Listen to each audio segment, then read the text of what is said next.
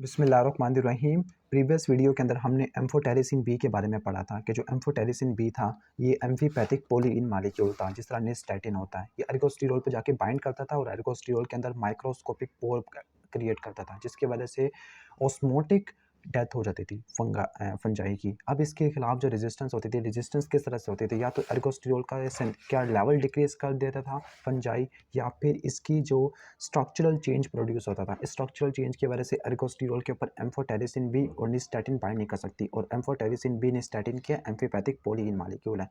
अब इनके clinical use को देख लेते हैं। इनके क्लिनिकल यूज़, तो क्लिनिकल यूज़ को करने के लिए आपने एक निमोनिक याद रखना है, उसको बोलते हैं ABCMH, ABCCMH। ठीक है, CMH के अंदर आपको ABC पढ़ाई जाती है, एज्यूम ये करें आप ABCCMH। अब किस तरह से जो ABC किस तरह से फार्मूला अप्लाई होगा कि ये सिस्टेमिक माइकोसिस के लिए इस्तेमाल होती है। सिस्टेमिक माइकोसिस के लिए एम्फोटेरिसिन बी, एजोल और इसके साथ एकाइनोकेंडिन इस्तेमाल होती है। तो इसके लिए किन किन के लिए इस्तेमाल होती है? ये इस्तेमाल होती है A से एस्परजिलस, B से ब्लास्टोमाइसिस, C से कैंडिडा, ठीक है, C से कैंडिडा, और A से अल्बिकन आ जाएगा, सॉरी कैंडिडा अल्बिकन तो एक ही है। फिर क्रिप्टोकोकस है, फिर म्यूकोराइजोपस है, हिस्टोप्लाज्मा। तो इस तरह से आपने याद करना है कि CMH के अंदर आपको क्या पढ़ाई जाती है? ABC पढ़ाई जाती है। अब जो एम्फोटेरिसिन बी होती है, कहते हैं स्लो इंट्रावीनस इन्फ्लुएंस देते हैं, स्लो इंट्रावीनस इन्फ्लुएंस देते हैं। लेकिन ये मेनिंजाइटिस के अंदर स्पेसिफिकली इंट्राथीकल एडमिनिस्ट्रेशन के लिए भी इस्तेमाल होती है। लेकिन आपने ये वाले याद रखनी है, ठीक है। इसके साथ साथ ये माइकोटिक कॉर्नियल अल्सर के लिए और केराटाइटिस के लिए भी इस्तेमाल होती है। अब इसकी टॉक्सिटी क्या होती है? कुछ टॉक्सिटी इन्फ्लुएंस रिलेटेड होती है, कुछ टॉक्सिटी होती है डोज लिमिटिंग होती है। इन्फ्लुएंस लिमिटिंग कौन कौन सी हो सकती है? जो इंट्रावीनस इन्फ्लुएंस की वजह से हो सकती है, फीवर है, चिल्स है, मसल स्पैज्म है, वॉमिटिंग है, और ब्लड प्रेशर को ज़्यादा डिक्रीज हो जाता है। ठीक हो गया, कुछ ज़्यादा डिक्रीज हो जाता है। तो इसको कम करने के लिए इसका स्लो इन्फ्लुएंस रेट देते हैं, और पहले से हम एंटीहिस्टामिनिक, इनके एंटीहिस्टामिनिक क्या करती है? ब्लड प्रेशर को जो ड्रॉप होता है उसको मिनिमाइज करती है। एंटीपायरेटिक फीवर को मैपेराडीन है, मैपेराडीन ये क्या है? ओपिएट्स है, तो वॉमिटिंग वगैरह और ग्लूकोकॉर्टिकॉइड्स होते हैं, ये भी इसके लिए इस्तेमाल होती है। Anti inflammatory. डोज लिमिटिंग, क्या क्या इफेक्ट होता है? डोज लिमिटिंग के अंदर आपको रीनल एसिडोसिस देखने को मिलता है, रीनल एसिडोसिस देखने को मिलता है, ठीक है, और मैग्नीशियम पोटेशियम की वेस्टिंग होना देखने को मिलती है। उसके साथ साथ नेफ्रोटॉक्सिक और न्यूरोटॉक्सिटी देखने को मिलती है। नेफ्रोटॉक्सिटी और न्यूरोटॉक्सिटी, एनीमिया भी हो सकता होता है, ठीक है। अब तो न्यूरोटॉक्सिटी तो बात हो गया। इसके बाद नेक्स्ट है फ्लूसाइटोसिन। फ्लूसाइटोसिन क्या करती है? क्या है फ्लूसाइटोसिन? करती क्या? फ्लूसाइटोसिन एक पिरामिडिन एंटी मेटाबोलाइट होती है। अब होता क्या है, जो काम किस तरह से करती है ये फ्लूसाइटोसिन? तो असल में ये फ्लूसाइटोसिन को कैरी करने वाला एक मेम्ब्रेन के अंदर परमियस होता है। असल मेम्ब्रेन के अंदर क्या होता है? परमियस होता है, पंप होता है, ठीक है, या एंजाइम वगैरह कह सकते हैं, जो उसकी परमिएबिलिटी को कंट्रोल करता है। फिर ये साइटोसोल के अंदर आने के बाद एक एंजाइम होता है साइटोसिन डीअमाइनेज, क्योंकि 5 फ्लोरोसाइटोसिन है, तो साइटोसिन की डीअमाइनेशन करती है तो फिर यूरासिल बन जाता है, तो 5 फ्लोरो यूरासिल बन जाता है। 5 फ्लोरो यूरासिल थाइमिडाइलेट सिंथेज को इनहिबिट कर देता है। थाइमिडाइलेट सिंथेज को इनहिबिट करने से टीएमपी नहीं बनता। टीएमपी नहीं बनता तो उसकी वजह से न्यूक्लिक एसिड की सिंथेसिस नहीं होगी, डीएनए की सिंथेसिस नहीं हो पाएगी।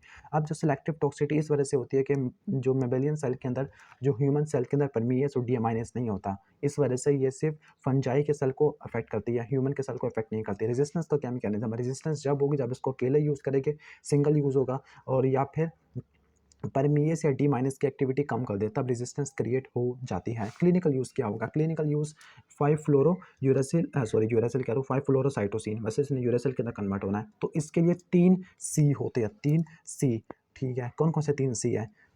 तो इसके लिए देखें FC आ रहे हैं ना, तो 5 के बजाय 3 सी है। कौन से? क्रिप्टोकोकस न्यूफॉर्मेंस है, क्रिप्टोकोकस न्यूफॉर्मेंस है, कैंडिडा और क्रोमोब्लास्टोमाइकोसिस काज्ड बाय मोल्ड्स। तो ये 3 सी आती है, तो 3 सी वाला फार्मूला हम यहाँ पे लिख लेते हैं। इसके बाद एजोल। एजोल होती क्या है? एजोल भी सिस्टेमिक डिजीज के लिए इस्तेमाल होती है। सिस्टेमिक के अंदर एक काइनोकेंडिन था, एम्फोटेरिसिन भी था, मैं बता के थक गया हूँ तो अब मजीद नहीं बताऊंगा मैं कि ये सिस्टेमिक फंगल इन्फेक्शन के अंदर इस्तेमाल होती है।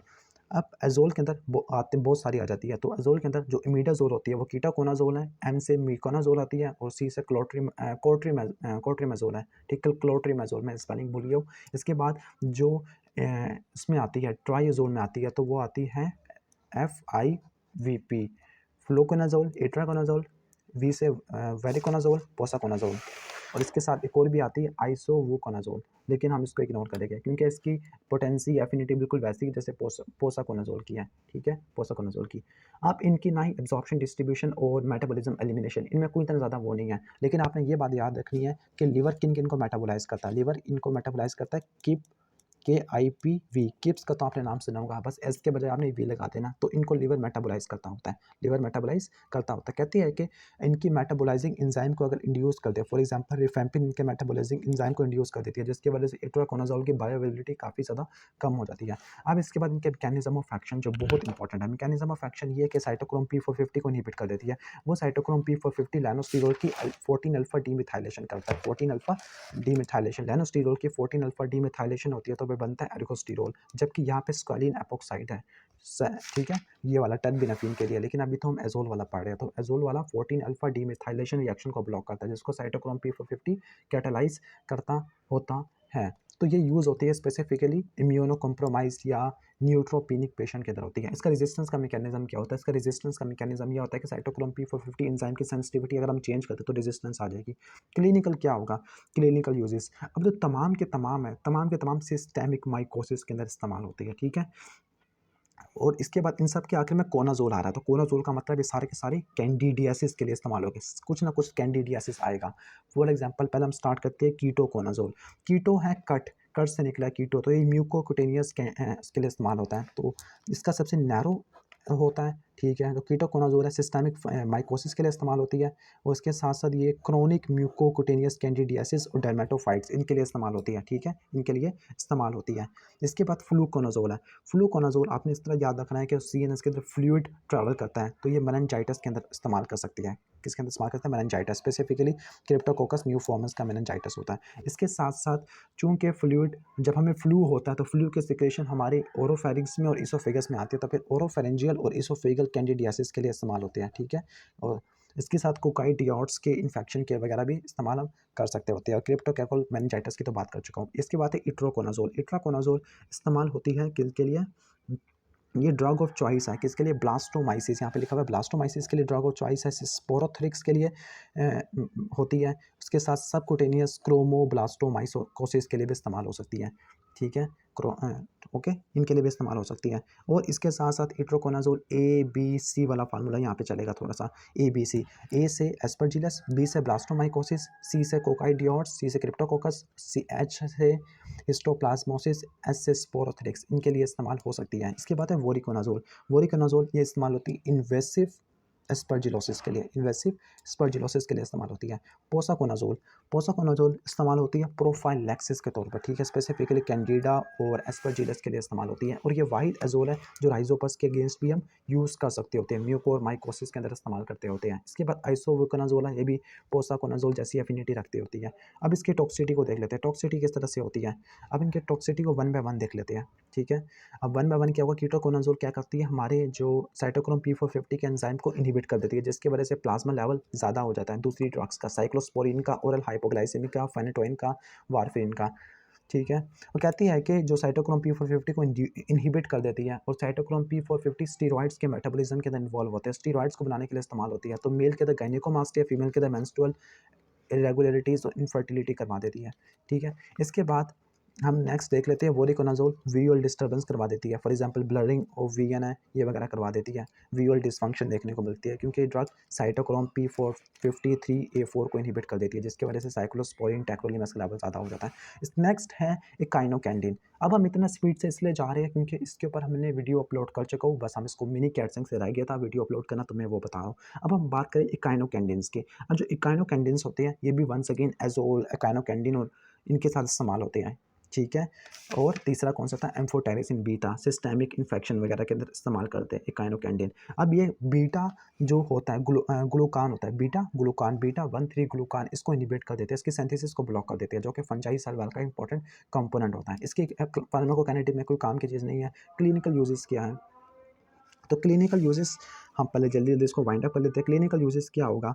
ये कैस्पोफेंजिन होती है, कैस्पोफेंजिन वो डिससेमिनेटेड और म्यूकोकुटेनियस कैंडिडा इन्फेक्शन के अंदर इस्तेमाल होती है, क्योंकि कैंडिडा के लिए एम्फोटेरिसिन बी भी इस्तेमाल करती है, लेकिन अगर एम्फोटेरिसिन बी के अगेंस्ट रेजिस्टेंस आ गई है तब उसके अंदर यूज़ करती है। म्यूको और माइकोसिस के अंदर भी यूज़ कर सकती है। दूसरा है एनिडुलाफेंजिन है, एनिडुलाफेंजिन इसोफेगियल और इन्वेसिव कैंडिडियासिस के लिए इस्तेमाल करते हैं। मेकाफेंजिन म्यूकोकुटेनियस कैंडिडियासिस के लिए और प्रोफाइलेक्सिस के तौर पर इस्तेमाल होता है, specifically bone marrow transplanted patient के अंदर। अब इसकी टॉक्सिटी क्या होगी? टॉक्सिटी ये होती है कि डायरिया, वोमिटिंग, नोजिया होती है, और जो मेकाफेंजिन है ये हिस्टामिन को रिलीज करवा देती है, और इसकी वजह से आपको शॉक देखने को मिल सकता है। अब इसके बाद नेक्स्ट देख लेते हैं सिस्टेमिक ड्रग्स फॉर म्यूकोक्यूटेनियस। अब सिस्टेमिक ड्रग्स कौन कौन सी है, ग्रेसोफिल्मिन है, टर्बिनाफिन है और एजोल वगैरह कैटेगरी से बिलोंग करती है। तो ग्रेसोफिल्मिन है माइक्रोट्यूब्यूल के फंक्शन को डिस्ट्रॉय कर देना, खराब कर देना। तो ये किसके लिए इस्तेमाल होती है, ग्रेसोफिल्मिन टॉपिकली एक्टिव नहीं होती, ओरल फॉर्म में देती है, तो ये डर्मेटोफाइट्स के लिए देते होती है। लेकिन इसके साथ साथ डर्मेटोफाइट्स के में इस ग्रेसोफिल्मिन के अलावा टर्बिनाफिन और एजोल वगैरह भी यूज़ हम करते हैं। अब ग्रेसोफिल्मिन की क्या टॉक्सिटी होती है, ग्रेसोफिल्मिन की टॉक्सिटी ये होती है कि जीआईटी डिसऑर्डर करवा देती है, पेरिफेरल न्यूरोटॉक्सिटी। तो उसके लिए 5 पी होते हैं, 5 पी। तो 5 पी कौन कौन सी है, फोटोसेंसिटिविटी लिखा होगा यहाँ पर, ठीक है। उसके बाद पोरफायरिया लिखा हुआ है, पेरिफेरल न्यूरोपैथी है, P450 इंटरेक्शन होता है और अल्कोहल के एक्शन को पोटेंशिएट करती है, डाइसल्फिराम लाइक रिएक्शन देखने को मिलता है। इसके बाद है टर्बिनाफिन। तो टर्बिनाफिन होती है, टर्बिनाफिन और नेफ्टिफिन है। ये क्या करती है, फंजाई के एंजाइम को स्क्वेलिन एपोक्सिडेज को ब्लॉक कर देती है, जिसका फंक्शन यहाँ पे नजर आ रहा होगा, स्क्वेलिन को स्क्वेलिन एपोक्साइड में कन्वर्ट कर देना, एपोक्सिडेज की फॉर्मेशन को ब्लॉक कर देती है। जो टर्बिनाफिन है ये फंजिसाइडल होती है। क्लिनिकल यूज़ क्या होगा, ये ओरल और टॉपिकल फॉर्म दोनों की अवेलेबल है।